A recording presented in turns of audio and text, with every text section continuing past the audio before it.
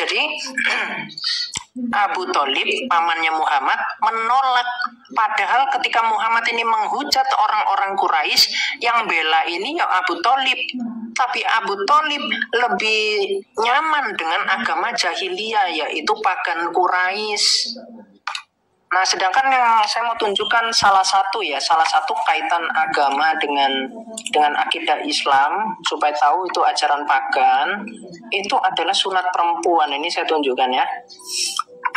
Sekali lagi saya nggak mau menyakiti hati teman-teman Muslim, tetapi sekiranya ini adalah kebenaran, makanya saya akan menyampaikan apa adanya kepada teman-teman menggunakan data yang valid ya. Sebentar. Ini kok tiba-tiba layarnya gelap kawan-kawan. Bentar ya.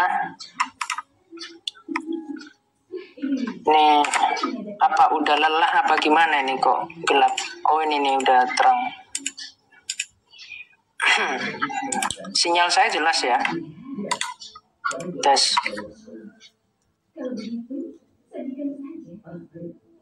Halo, suara saya jelas? Jelas, Paman. Oke, jelas ya. Oke. Ini saya tunjukkan ya. Ini data umum kok. Teman-teman bisa cek terkait khitan atau sunat ya. Nah, ini saya tunjukkan di sini. Di sini dijelaskan gini ya. Bentar yang mana ya? Oh ya ini. Pada masa Nabi Islam Muhammad, sunat laki-laki dan perempuan dilakukan oleh suku-suku Arab pagan. Ya. Suku-suku Arab pagan itu melakukan sunat laki-laki dan perempuan. Dan sunat laki-laki dilakukan oleh suku-suku Yahudi di Arabia dengan alasan agama gitu ya. Nah, sekarang kita cek menurut ilmu kedokteran, sunat perempuan itu diperbolehkan atau tidak. Ntar ini kok gak kebuka ini ya. Oke ini ya. Saya tunjukkan langsung dari WHO ya, Badan Kesehatan Dunia, terkait sunat perempuan. Di sini dikatakan gini, lebih dari 230 juta anak perempuan dan perempuan yang hidup saat ini telah menjalani mutilasi alat kelamin perempuan atau FGM di 30 negara. Di Afrika, di Timur Tengah, ya ini akibat dari Timur Tengah ini mengajari orang-orang Afrika dan Asia tempat FGM dipraktekkan. FGM itu female genital mutilation, ya jadi mutilasi alat kelamin. Nah, saya langsung ambilkan dari Indo deh. Ini kan data dari Amerika ya. Saya bukakan dari Halodoc aja. Bentar. Jadi supaya lebih Nusantara ya. Oke. Ini saya bukakan dari Halodoc ya.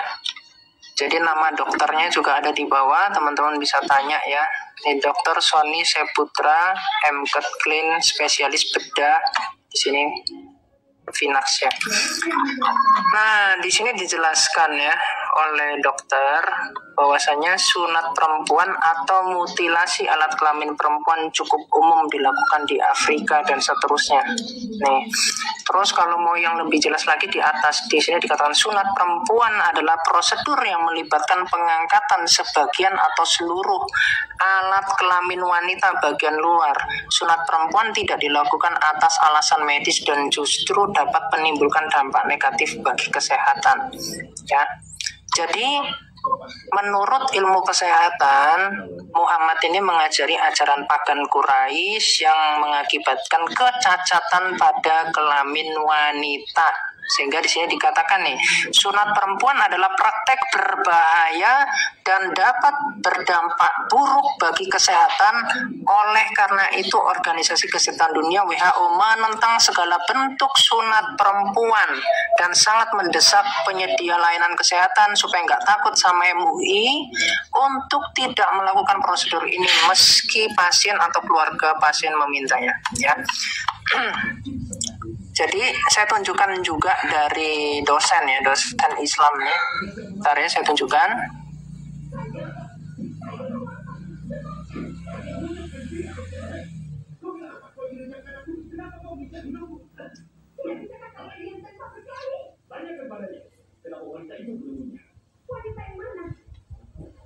Bentar ya. Ini. Di sini dikatakan hukum khitan perempuan dan faedahnya.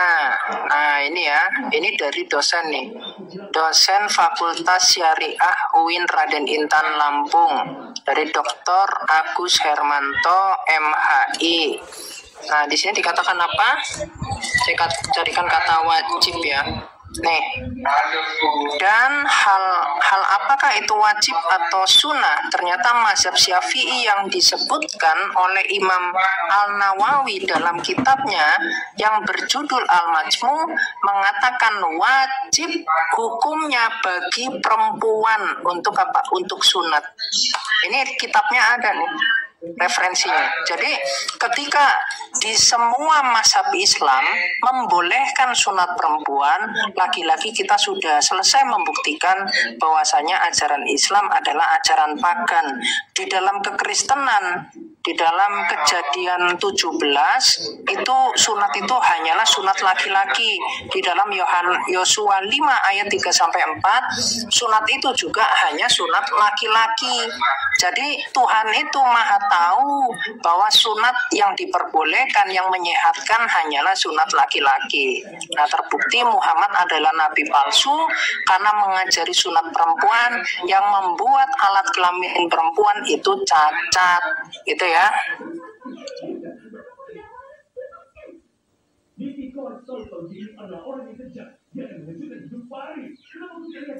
Oke, terus ini tadi yang terkait si Muhammad itu ini ya, dan Abdul Muthalib ini kan pagan ya, termasuk Muhammad juga pagan, itu sebenarnya udah clear. Tapi ketika Muhammad lahir di sini, kelahiran dan 40 tahun sebelum nubuah, di sini ternyata dikatakan oleh Abu Sa'ad, meriwayatkan dari ibu Muhammad, setelah bayiku keluar, aku melihat ada cahaya yang keluar dari kemaluanku, jadi kayak lampu stadion ya, sehingga menyinari istana-istana di Syam. Nih, cerita dongeng macam apa ini, jahiliyah ini. Lalu Abdul Muthalib yang adalah pagan Quraisy itu ternyata datang dengan perasaan sukacita, lalu membawa Muhammad ke dalam Ka'bah serta berdoa kepada Allah. Jadi Tuhannya orang pagan itu adalah Allah dan bersyukur kepadanya. Nih lihat, jadi aku nih nyanya ini N besar, ini Tuhan ini. Jadi Tuhannya Islam adalah Tuhan pagan Quraisy. Ya, laki-laki terbukti. Dan yang dilakukan oleh Abdul Muthalib itu ketika mau menyembelih anaknya juga membawa kepada patung Hubal di Ka'bah. Jadi patung Hubal ini adalah patungnya orang penyembah berhala. Ya, jadi ya panjang lebar lah di sini dijelaskan ya. Nih termasuk di sini nih. Abdul Muthalib berdiri dan berdoa kepada Allah. Mereka mendekatkan Abdullah dan 10 unta. Sedang Abdul Muthalib tetap berdiri dan berdoa kepada Allah Azza wa Jalla di samping patung Hubal. Luar biasa ya. Begitu. Nanti ada pembahasan khusus juga ya, bahwa Muhammad ini adalah anak haram dari si Aminah. Gitu, karena lahirnya itu 4 tahun setelah bapaknya meninggal. Begitu Kak Dewi. Jadi semoga kakak tahu bahwa Islam ini memang ajaran dongeng ya, terkait nanti sunat. Jadi Jibril yang membeleh dadanya. Nanti ada 3 pendapat, itu harus baca di dalam kitab bentar ya, yang warna hijau itu. Bentar. Zadul Ma'ad ya kitabnya, kitab Zadul Ma'ad. Jadi faktanya Muhammad sendiri nggak sunat, takut dia sama kapak gitu, karena sunatnya kan pakai kapak. Nabi Muhammad lahir sudah tersebar. Gimana? Nabi Muhammad lahir dalam keadaan yang sudah dihitam. Itu hadisnya sahih nggak kira-kira? Terus ini soal Nabi Muhammad. Bentar, saya tanya dulu, itu hadisnya sahih atau tidak? Muhammad yang lahir udah dalam keadaan disunat itu? Udah. Sahih atau tidak? Kan jangan bawa omongan ustadz ya yang nggak bertanggung jawab sama saya, karena saya baca kitab-kitab ya. Nanti saya bukakan Zadul Ma'ad, di situ dikatakan palsu ya. Jadi Muhammad itu nggak sunat. Kalau soal bapaknya meninggal sebelum dia lahir 4 tahun, misalnya bapaknya meninggal pas dia umur 2 bulan dalam kandungan. Terus? Ayahnya Nabi Muhammad meninggal sebelum 4 tahun Nabi Muhammad lahir. Jadi patokan paling sederhananya gini ya.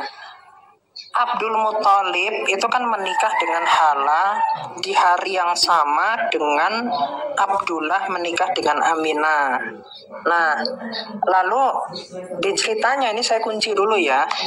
Muhammad ini bapaknya Muhammad si Abdullah ini itu meninggal ketika katanya Muhammad udah di dalam kandungan si Aminah, karena malam itu setelah pernikahan si Abdullah itu langsung menggoli Aminah. Jadi ada yang mengatakan 2 bulan, tapi ada yang mengatakan juga 7 bulan ya.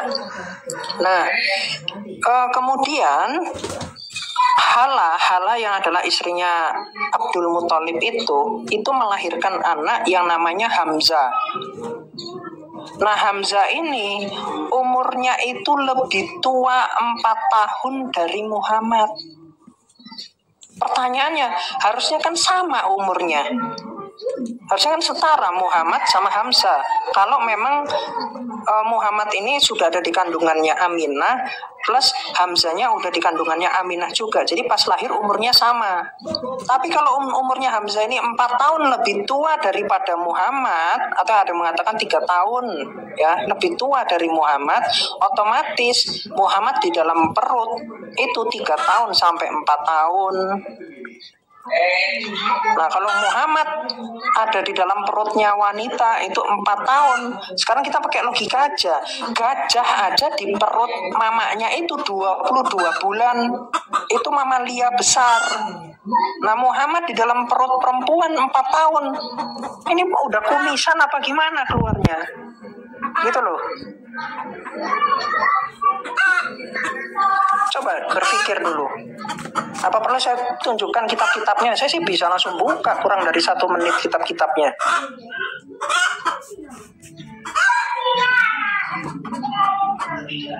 Masa udah keluar udah kumisan, udah buluan semua. Logika dong. Tanya Muhammad itu hoax. Ya, segala macam cerita tentang Muhammad itu hoax. Tetapi cerita sesat ini memang ada. Ajaran sesat ini ada. Tapi segala dongengnya Muhammad ini memang kocak-kocak. Sampai di dalam tafsir pun kelakuannya luar biasa, dalam Quran luar biasa, dalam hadis luar biasa, cabul sekali, bejat. Satu lagi Paman. Ya. Ini tadi kan ayah Nabi Muhammad itu namanya Abdullah. Artinya kita umat Islam ini menyembah Allah yang merupakan pagan ya.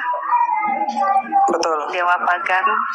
Berarti Nabi Muhammad sendiri mengambil nama Allah dari pagan ini. Betul. Seperti itu. Kenapa kita nggak tahu ya? Sekarang gini Kak, Allah ini kan nama Tuhan, betul ya, dalam paham Islam kan seperti itu. Iya. Nah, pertanyaan saya ke Kakak gini, bahasa itu ciptaan atau tidak? Bahasa itu kan buat manusia. Ya, bahasa itu ciptaan atau tidak? Iya sih, sesuatu yang dibuat manusia. Bahasa itu ciptaan. Manusia. Ciptaan. Oh, kok diciptakan manusia? Tuhan dong yang menciptakan bahasa. Enggak dong. Masa Tuhan? Oh, berarti Tuhan nggak menciptakan bahasa. Ya, Tuhan kan punya dalam yang saya pahami ya, Tuhan itu berbicara dengan bahasa yang kita pahami. Jadi bahasa itu ciptaan Tuhan atau tidak? Atau ada yang bukan ciptaan Tuhan? Yang nggak ada dong. Nah, jadi karena manusia itu diciptakan Tuhan, termasuk bahasa yang digunakan manusia, awalnya itu juga adalah ciptaan dari Tuhan supaya manusia itu dapat berkomunikasi satu dengan lainnya. Iya, iya. Paham. Manusia dikasih pengetahuan juga untuk mengembangkan bahasa itu. Berarti ada bahasa pertama yang merupakan dialog Tuhan dengan manusia. Iya, jadi gini Kak. Kalau memang nama Tuhan itu adalah Allah, sedangkan bahasa itu kan ciptaan, ya. Artinya alif lam lam ha itu sebelum diciptakan ada atau tidak? Alif lam lam ha itu kan bahasa Arab tuh kan. Nah ya, alif lam lam ha itu sebelum diciptakan ada atau tidak? Contoh nih, kakak ini kan ciptaan Tuhan, betul? Betul ya, kakak ciptaan Tuhan, betul? Saya ada atau enggak? Ya enggak ada. Nah, betul. Sebelum kakak diciptakan, kakak tidak ada. Nah, sekarang pakai yang sama. Sebelum alif lam lam ha itu diciptakan, ada atau tidak? Ya enggak ada. Artinya Allah ada atau tidak? Enggak ada. Nggak ada. Oke, simple. Makanya Allah itu bukan Tuhan, karena itu bikinan orang pagan Quraisy.